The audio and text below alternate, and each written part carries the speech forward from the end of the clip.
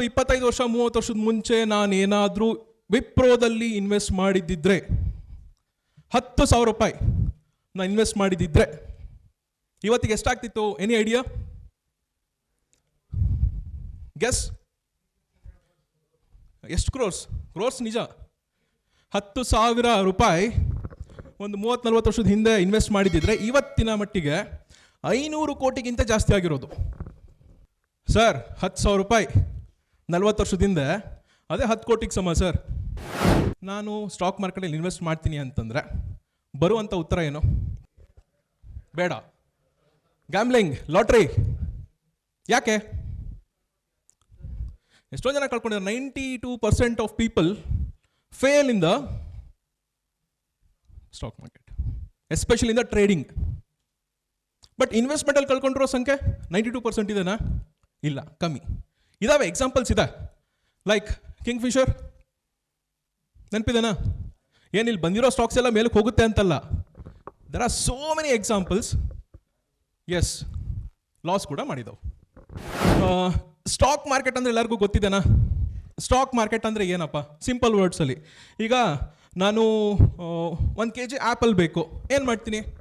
Fruit ಶಾಪಿಗೆ ಹೋಗ್ತೀನಿ, 1 kg apple ತೊಗೊಂಬರ್ತೀನಿ. ಅವ್ರು ಹೇಳ್ತಾರೆ ಸರ್ 200 ರೂಪಾಯಿ 1 kg ಅಂತಾರೆ. ನೀವು ಕೇಳ್ತೀರಾ 150 ರೂಪಾಯಿ ಕೊಡು ಅಂತ. Just an example I am giving. ಕೊನೆಗೆ ಅವರು ಒಂದು ಪ್ರೈಸಿಗೆ ಬರ್ತಾರೆ, ನೀವು ಒಂದು ಪ್ರೈಸಿಗೆ ಬರ್ತಾರೆ. ಲೆಟ್ಸ್ ಸೇ 175 ರೂಪಾಯಿಗೆ deal. Okay, fine. Same way stock market ಕೂಡ ಸಾವಿರಾರು ಕಂಪ್ನೀಸ್ ಇದೆ. ಯಾವುದ್ಯಾವುದು? Reliance, Wipro, TCS, HDFC bank, Bajaj finance, Titan, Tata motors, ಈಗ ತುಂಬ ಕಂಪ್ನೀಸ್ ಇದೆ. ಇದರಲ್ಲಿ ನಿಮಗೆ ಯಾವ ಕಂಪ್ನಿಯ ಶೇರ್ ಬೇಕು, ಆ ಕಂಪ್ನಿನ ಒಂದು ಬ್ರೋಕರ್ ಪ್ಲ್ಯಾಟ್ಫಾರ್ಮ್ ಅಂತ ಇರುತ್ತೆ, ಅಲ್ಲಿ ಹೋಗ್ತೀರಾ, ಬೈ ಮಾಡ್ತೀರಾ. ಸಿಂಪಲ್. ಈಗ ಎಷ್ಟಿದೆಪ್ಪ ಒಂದು MRF ಶೇರಿನ ಬೆಲೆ ಎಷ್ಟಿದೆ? ಇಲ್ಲಿ ನಿಮಗೆ ಇಲ್ಲಿ ನೋಡಿದ್ರೆ ಕಾಣಿಸುತ್ತೆ. Can U see here? ಒಂದೇ ಒಂದು MRF ಶೇರ್ ನೀವು ಖರೀದಿ ಮಾಡಬೇಕು ಅಂದರೆ ಯು ನೀಡ್ ಟು ಪೇ 1,34,000. ತುಂಬ ಮೇಲೆ ಹೋಗ್ಬಿಟ್ಟೆ. ಅದು ಬೇಡ, ಬೇರೆದಕ್ಕೆ ಮಾಡೋಣ. ಯಾವುದು ಸರ್ ಬೇರೆ? ಇನ್ನೊಂದು, ಒಂದು ICICI ಬ್ಯಾಂಕ್ನ ಶೇರ್ನ ನಾನು ಖರೀದಿ ಮಾಡಬೇಕಂದ್ರೆ ನಾನು ಎಷ್ಟು ಕೊಡಬೇಕು? 1,400 ರೂಪಾಯಿ. ಓಕೆ, ಈಗ ನಿಮಗೊಂದು ಕ್ವಶನ್. ನೀವು MRF ಬೈ ಮಾಡ್ತಿರೋ ಅಥವಾ ICICI ಬೈ ಮಾಡ್ತಿರೋ? ಯಾಕೆ? ರೇಟ್ ಕಮ್ಮಿ ಇದೆ ಅಂತ. Just 12 rupees. ಸರ್ ಈಗಿನ ಕಾಲದಲ್ಲಿ 12 ರೂಪಾಯಿಗೆ ಒಂದು ಕಪ್ ಕಾಫಿ ಸಿಗುತ್ತಾ? ಹಾಂ, 15 ರೂಪಾಯಿ ಅರ್ಧ ಕಪ್ಪ ಅಷ್ಟೇ. And you are expecting this 12 rupees to become 1,200 rupees in next 1 year. ಆಗ್ಬಹುದೇನೋ, ಬಟ್ ಅದಕ್ಕೂ ಮುಂಚೆ ನಾನು ಹೇಳಿದ್ನಲ್ಲ, ಇಲ್ಲಿ ಜಾತಕ ತೋರಿಸುತ್ತೆ ಹೆಂಗಿದೆ ಈ ಕಂಪ್ನಿ ಅಂತ. ಸದ್ಯದ ಪರಿಸ್ಥಿತಿಯಲ್ಲಿ, ಸದ್ಯದ ಮಾರ್ಕೆಟ್ ಕಂಡೀಷನಲ್ಲಿ ಎಷ್ಟು ಅವ್ರದ್ದು ಪೊಟೆನ್ಷಿಯಲ್ ಇದೆ. ಲೈಕ್ ಅವ್ರದ್ದು ಬೇರೆ ಬೇರೆ ಸಿಟೀಸಲ್ಲಿ ಅವ್ರದ್ದು ಇನ್ಫ್ರಾಸ್ಟ್ರಕ್ಚರ್ಸ್ ಇರ್ಬೋದು, ಮ್ಯಾನ್ ಪವರ್ ಇರ್ಬೋದು, ಸಾಫ್ಟ್ವೇರ್ಸ್ ಇರ್ಬೋದು, ಮಷಿನರೀಸ್ ಇರ್ಬೋದು, ಎಲ್ಲ ಎಲ್ಲ ಎಲ್ಲ ಎಲ್ಲ ಯಾವ ಕಂಪನಿಯ ಮಾರ್ಕೆಟ್ ಕ್ಯಾಪಿಟಲ್ ಜಾಸ್ತಿ ಇರುತ್ತೋ ಅದು ಒಳ್ಳೆಯದು. ಜಾಸ್ತಿ ಅಂದರೆ ಎಷ್ಟು? ಕನಿಷ್ಠ ಪಕ್ಷ ಅಟ್ಲೀಸ್ಟ್ ಒಂದು 15,000 20,000 ಕೋಟಿ ಇದ್ರೆ that's a good company. Are you guys with me? ಇಲ್ಲೆಷ್ಟಿದೆ? ನಾನು ಹೇಳಿದ 15,000 20,000 ಕೋಟಿ ಇದ್ರೆ ಒಳ್ಳೆ ಕಂಪ್ನಿ ಅಂತ. ಇದೆಷ್ಟಿದೆ? 8 ಲಕ್ಷ ಕೋಟಿ ಇದೆ. ನಾನು ಮುಂಚೆನೇ ಹೇಳ್ದೆ 5,000 ಸ್ಟಾಕ್ಸ್ ಇದಾವೆ, ಜಾಸ್ತಿ ಇದೆ. 5,000 ಸ್ಟಾಕ್ಸಿಂದ ಒಂದು 500ಕ್ಕೋ 50ಕ್ಕೋ ಇಳಿಸ್ತೀನಿ ಇವತ್ತು, ಫಿಲ್ಟರ್ ಮಾಡೋಣ. There is something called as book value. ಏನಿದು book value? Total assets minus total liabilities. Simple ವರ್ಡ್ಸಲ್ಲಿ, ಈ ಕಂಪ್ನಿ ಬೈ ಎನಿ ಚಾನ್ಸ್ ನಾಳೆ ಕ್ಲೋಸ್ ಆಯಿತು ಅಂದ್ಕೋಣ. ಓಕೆ, ಕಂಪ್ನಿ ಕ್ಲೋಸ್ ಆಗೋಯ್ತು ಏನೋ ಫಾರ್ ಸಮ್ XYZ ರೀಸನ್. ಪ್ರತಿಯೊಬ್ಬ ಶೇರ್ ಹೋಲ್ಡರ್ಗೆ ಒಂದು ಶೇರಿಗೆ ಅವ್ರಿಗೆ ಎಷ್ಟು ಕೊಡೋ ದುಡ್ಡು ಉಳಿಯುತ್ತೆ? ತಾಕತ್ತಿದೆ. ಎಷ್ಟಿದೆ? 93 ರೂಪೀಸ್. ಯಾವ ಕಂಪ್ನಿಯ ಬುಕ್ ವ್ಯಾಲ್ಯೂ ಎಷ್ಟು ಜಾಸ್ತಿ ಇರುತ್ತೋ ಅಷ್ಟು ಒಳ್ಳೆಯದು. ಸರಳವಾದ ಭಾಷೆ ನೀವೇ ಅರ್ಥ ಮಾಡ್ಕೊಳ್ಳಿ. ಅಂದರೆ ಆ ಕಂಪ್ನಿಗೆ ಬೈ ಎನಿ ಚಾನ್ಸ್ ಏನೋ ಹೆಚ್ಚು ಕಮ್ಮಿ ಆದರೆ they are capable. Something is okay, something is better ಅಲ್ವಾ? ಅಟ್ಲೀಸ್ಟ್ ಯಾವ ಕಂಪನಿಯ ಬುಕ್ ವ್ಯಾಲ್ಯೂ ಅಟ್ಲೀಸ್ಟ್ ಒಂದು 80 ರೂಪಾಯಿ ಇರುತ್ತಲ್ಲ, I am okay with that. Very very very important parameter ROCE. ಕಾಣಿಸ್ತಾ ಇದೆನಾ? Return on capital employed. Return on capital employed. ಯಾವ ಕಂಪನಿಯ ROC ಎಷ್ಟು ಜಾಸ್ತಿ ಇರುತ್ತೋ ಅಷ್ಟು ಒಳ್ಳೆಯದು. ಅದರರ್ಥ ಏನು? 100 ರೂಪಾಯಿ ಇನ್ವೆಸ್ಟ್ ಮಾಡಿದ್ರೆ ಆ ಕಂಪ್ನಿಗೆ ಎಷ್ಟು ಪ್ರಾಫಿಟ್ ಮಾಡುವಂತಹ ಪೊಟೆನ್ಷಿಯಲ್ ಇದೆ? ಎಷ್ಟಿದೆ?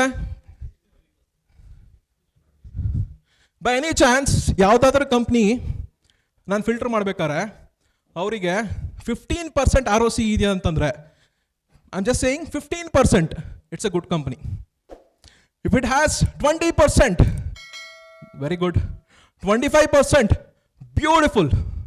30% ROC ಇದೆನಾ? Excellent. ಎಷ್ಟಿದೆ ಸರ್ ಇದ್ರದ್ದು? 63. What should I say? Super duper company. Correcta?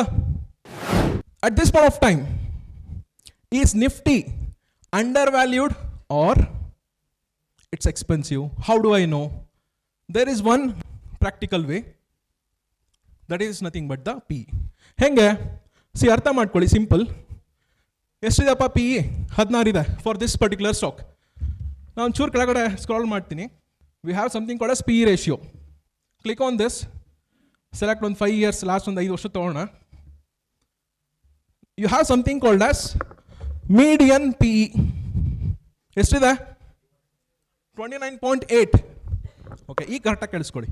ಈಗ ನನ್ನ ಹತ್ರ ಫೋನ್ ಇದೆ. ಈ ಫೋನು ಮಾರ್ಕೆಟಲ್ಲಿ 1 ಲಕ್ಷ ರೂಪಾಯಿ ಇದ್ರ ಬೆಲೆ. ಓಕೆ, ಲೆಟ್ಸೆ ಒಂದು 5-6 ಶಾಪ್ಸ್ ಇದೆ. 1 ಲಕ್ಷ ರೂಪಾಯಿ ಫೋನ್ನ ಒಬ್ಬ 1,10,000, ಇನ್ನೊಬ್ಬ 1,20,000, 30,000, 40,000, 50,000ಕ್ಕೆ ಮಾರ್ತಿರ್ತಾನೆ. ಇನ್ನೊಂದು ಕಡೆ 90,000ಕ್ಕೆ ಮಾರ್ತಿರ್ತಾನೆ. ಎಲ್ಲಿ ತಗೋತೀರಾ?